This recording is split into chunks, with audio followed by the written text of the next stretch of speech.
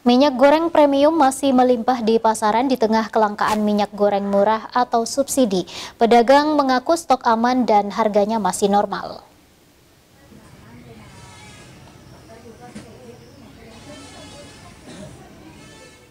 Pedagang di Pasar Terong, Kota Makassar ikut mengeluhkan sulitnya mendapatkan pasokan minyak goreng murah atau subsidi.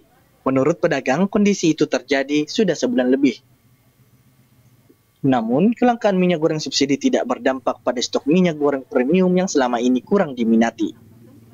Pedagang mengaku stok minyak goreng premium masih melimpah dan harganya juga tidak mengalami kenaikan. Harga ecerannya mulai dari Rp18.000 sampai Rp20.000 per liter, tergantung dari kualitas.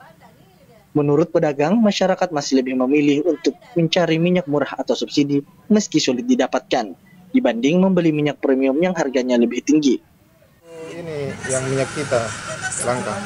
Mungkin lebih 1 bulan, kayaknya belum 1 bulan kayaknya itu. Oh ya.